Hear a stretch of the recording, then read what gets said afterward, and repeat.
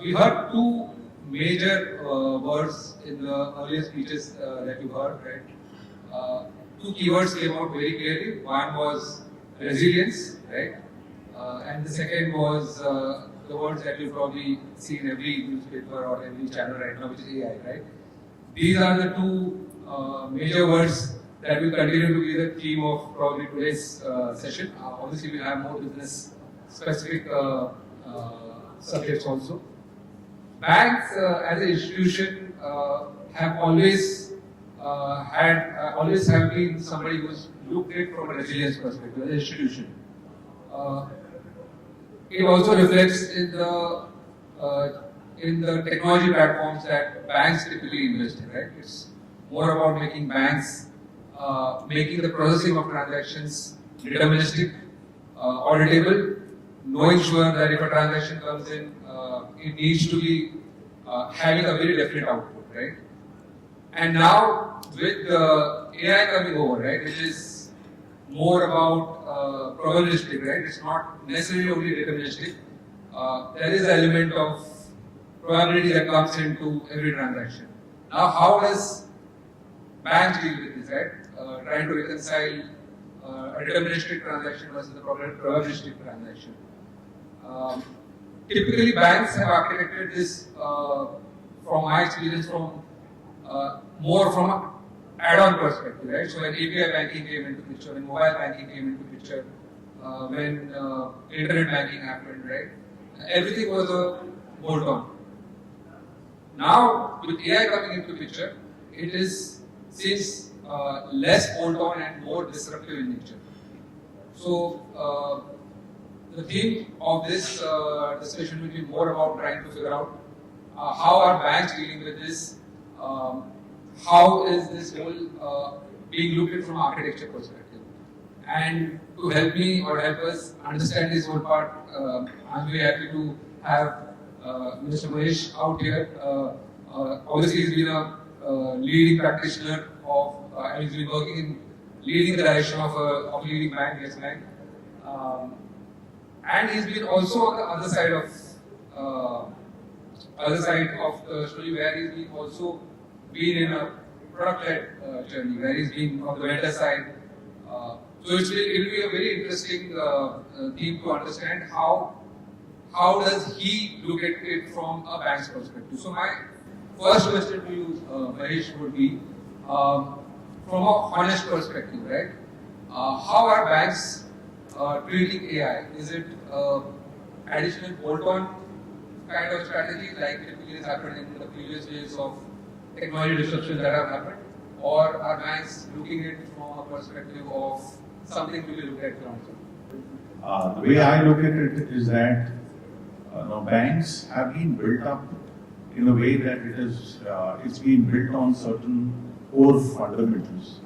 The core fundamentals means its system of record, the way unitary transactions are built out, the way then you have various product processors and integration layers. All of them are orchestrating itself towards the channels, which essentially is effectively either internal facing or facing off to the customers. Pretty much you go anywhere, any new technology that gets evolved, I think the way banks have evolved is first try and look at it outside in. I don't think it is easy, and there's a reason behind it. The reason is essentially the ability for you to disrupt a core is going to be very tough. Not because it is possible, the art of possibility always exists, but the art of complexity, managing the complexity, managing the data, managing the regulatory aspects of it, have been fairly today built within the core itself. It is not outside. For example, you have product parameters and everything. What happens is a lot of what you built is built very integral to the core banking rather than creating a certain modular structure. One may call it modular, or the companies and everyone, core banking vendors may call it modular, but I believe it is quite locked in. Now when you get a lot more, I would say, intelligence that you are now bringing into the AI, where there is a lot of inference capability coming in, I think the way you will walk into any organization, any bank, financial institutions, especially mid-sized and large banks, would be to start looking at it as a sort of bolt-on layer which is more adjacent. I wouldn't call it becomes an integral part. It will essentially start as a journey. The journey will always start by essentially saying, okay, how can I use AI for what use cases?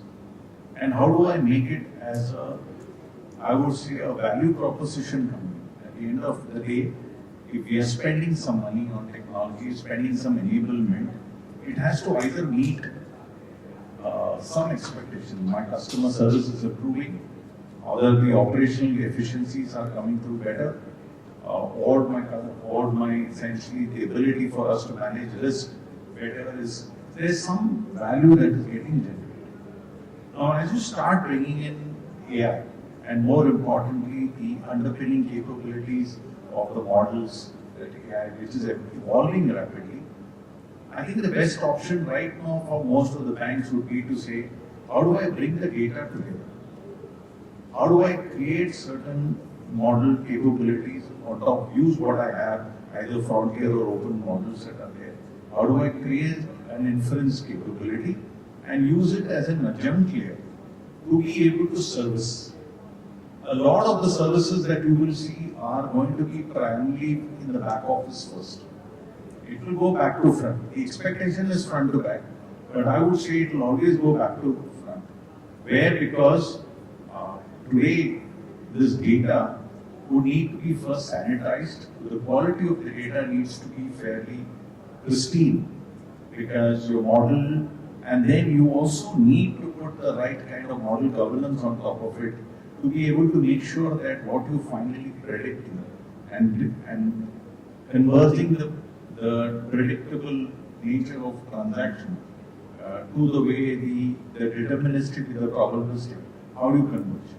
So I think the way I would play it is, you walk into any banks, you walk into some of the shops, you are going to be seeing AI infusion, but more infusion from the data that is essentially getting from across the ecosystem, building its own capabilities, and then starting to feed into the various journeys.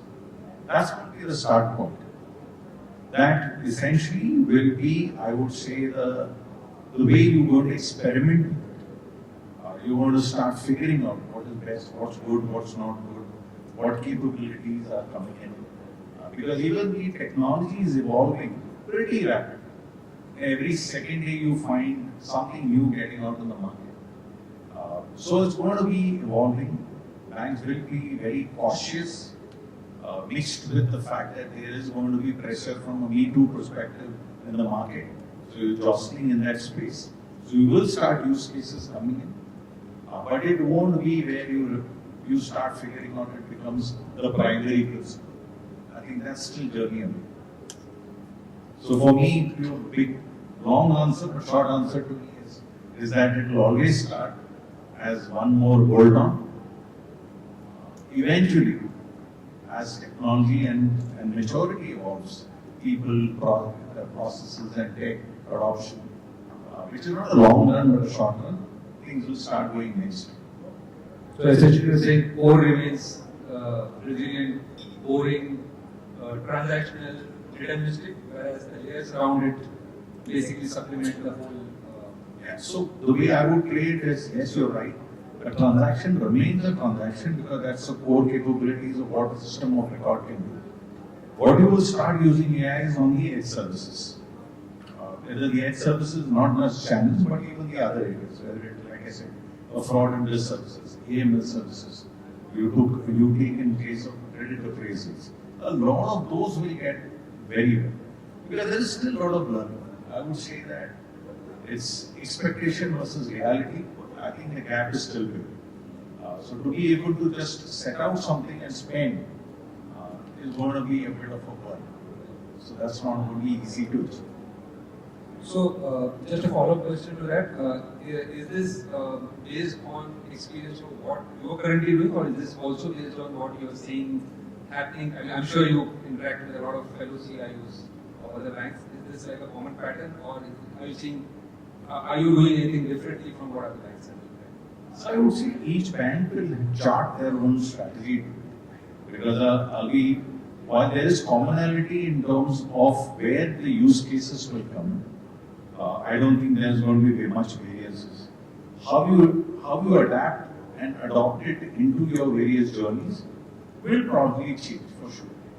But what is going to be important is how the organization's business strategy and the willingness of that organization to fund the change. I use the word fund the change because none of this is FOC. So there is going to be fund the change and the adaptability and ability for the P&L to absorb that cost. Because that's going to be very, very key. Every bank today, unlike Fintech players or you guys or the Anthropics, it's not multiples that the banks are measured in. We are at best 1.5. That's not going to be easy, right? So I think everyone would probably calibrate that. They will very clearly calibrate. So every bank would have their destination strategy.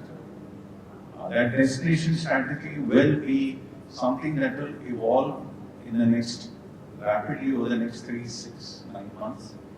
And depending upon what's the way your management strategy, board strategy, business direction, and how technology is now going to be utilized to create that growth and risk management is going to determine how AI is going to play a role. I think that's going to be very clear. So everyone starts away, they will take a pause and recalibrate, and then you will see the real adoption rating.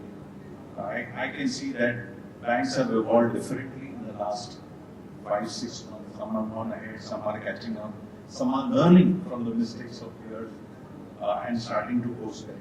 You may not be always the first of the block. You get nothing by being first of the block in many areas. But you can learn from that and probably course correct fast. You can be close second, fast follower as we call it. So there are a lot of things that you can essentially play out there, and that's the way I would say. Having spoken, and since the focus is always AI now being pulled on to the fore, right? Do you see I see some of these platforms have been implemented probably somewhere in the 90s, maybe 2000s, maybe in the. Do you see a need for core banking itself to evolve to meet the layer while it's talking about being a gold-on layer? But at some point of time, there's technical debt that accumulates, right? I'll just give you the example of what we have done in TransBnk is where most of our core services are microservices. They're being deliberately kept very small so that they can scale up on a cloud kind of a setup. Do you see these kind of initiatives being done at a bank level, or you think that still is some time away before the core layer itself needs to be, because it's not only AI that's going to come, right? I mean, there are a lot of initiatives happening. Agent AI is one more variant of AI, but there's CBNxT aspects. There are a lot of initiatives or disruptions happening in the technology itself. Do you think the core itself will, at some point of time, hard decisions will have to be made around that? So, Lavin, it's a bit loaded question in my mind. But having said that, I think the way I would play it out clearly is whatever today we see as core banking has evolved from where we were, where I started my career way back in '89 to where I am today. I think technology in the last decade has probably morphed itself quite significantly. Has the core banking by itself changed? The answer is probably not. That is because some of the core designs in itself are very monolithic in the sense that I wouldn't call it their mainframe. I don't think today we use mainframe in India much. But what is happening is the design principles effectively bulking the parameters, the product parameters, a lot of core capabilities between customer, account, transaction, product. Four key criteria that really determine how a core really gets it is very locked in. So I think the next generation core design that will come out, which is already in play, as I speak to the players, will possibly start unfolding, unpeeling itself. It will start creating modularization where I would see the system of record will be more focused on the customer to account to transaction. How that transaction is, behavioral patterns of the transaction, I think there will be much more modules coming up. Also, the banks, if you look at the bank strategy, a lot of the banks have started to follow the code. So that the way a lot of capabilities are today coming out of the, which is also good and bad. Because you start creating your own product processors, which also creates a chaos of your data across. So to me, I think the way I would look at things evolving, as you rightly said, even the core was probably the way it was integrated as a single monolith. We have created overlays, which is the microservices layer, the web services to API layer, now the channel layer, all of that integration. I think the way we will evolve it is that you will end up having slowly but steadily disrupting the way core banking and systems of record. I wouldn't say just core banking, the systems of record, the GL. A lot of these will start to get modularized. It will also mean not just investment, but reimagining the way the journeys are currently happening. Now, when you do that, which is in bits and blobs trying to unravel, is when you will now start to also mature your AI infusion into it. Because today what is going to happen is, as you start to create models, a lot of us do not understand the concept of ongoing model governance. Ongoing how you learn, how we're going to teach the data to be learning itself. So I think the way we will have to now create new blueprint of architectures is a core plus systems of record. I would use systems of record, not core banking, but systems of record will create certain modularity. That modularity will be backed by very close interaction with, I would say, parallel systems of how AI-led, I would say, MCP layers, integration layers will start to come in. And how the decisioning, which is going to be the most important, which is the model governance and the whole game plan associated with that, will start to play a very connector role. Once that happens, I would say that the next level of banking will start to mature. So today, everyone is going in bits and blobs, but somewhere people will take a step back. They will start to unpeel that. It is cost. So at what point in time are you going to take the call is going to be very important.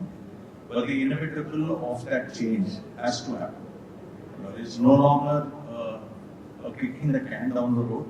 It is about how you plan for it and how do you work with the partners to be able to help you do that architecture back. From a decision perspective, build versus buy, right? Do you prefer vendors to give you a ready product with AI integrated in it? Is it something where you are building a team to integrate into your existing products? What's your view on that? How do you think banks would take it forward? I think banks are also evolving. Is that the traditional mindset of having partners be 90% of what you do? I think we are slowly becoming tech shops and very deeply ingrained tech shops. The question is, where do you draw the line? So the build-buy decision. So to me, I think if given today's way of me looking ahead, and what I've probably done is, there are certain things which I will not bother to build. I would rather buy. And these are systems of record, like I call it, platforms which are essentially going to give you scale. For example, your API layer, the core platforms, your entire, some of the specific product processors or middleware. You will buy platforms.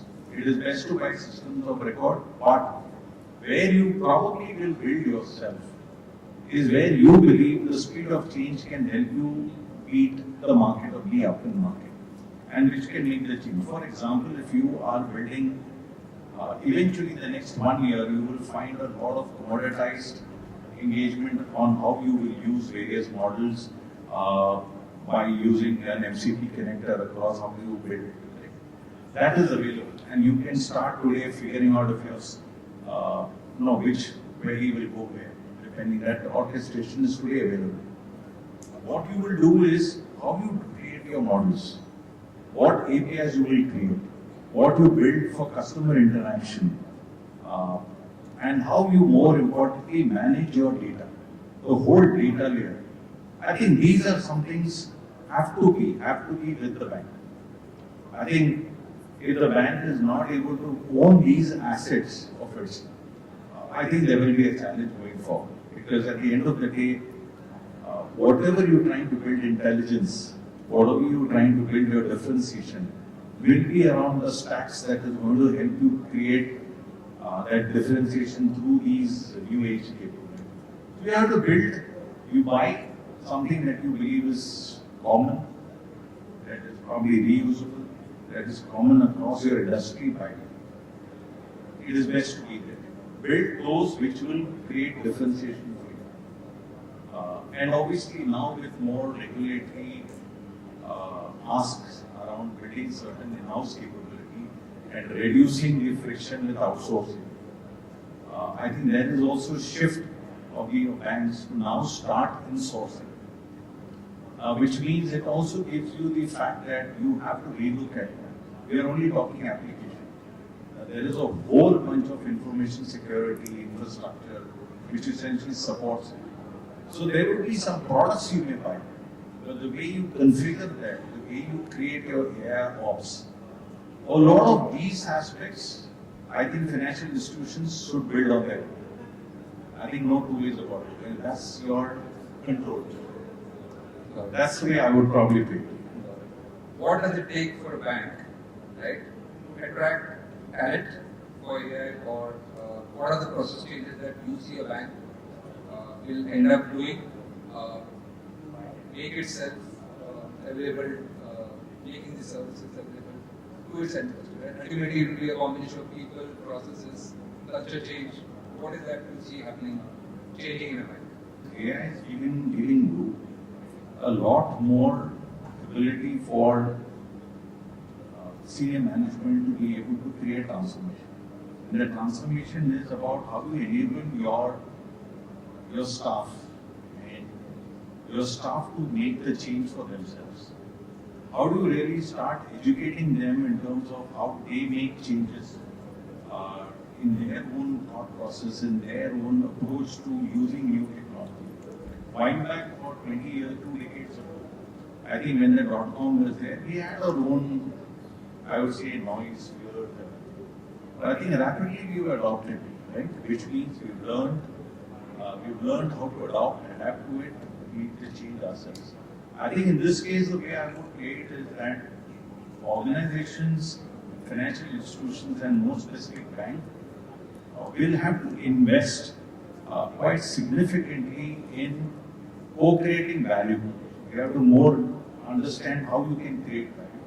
Technology players, enablers like us should effectively play a very different role of creating platform structures, creating guardrails, making sure you are all making the right change management into how you create and within the guardrails get into production. I think those are some great areas, but the success for any bank will be about how it creates a combined team. Each one, some guy calls it garage, some guys say co-create. But I would say the team, I think the blurring of technology with user community or product community is going to be a big success. So when you attract talent, the talent is not about how you can now just build something on a tech shop, but how can you create value that you can take pride in terms of saying you've been a part of a growth engine, you've been a part of how you created a differentiation or a change. I think that is going to be next. Gone are the days when you will say, I have a bunch of developers who will do something. They have their job to do. But that job will be fairly now narrowed down in the way things are emerging.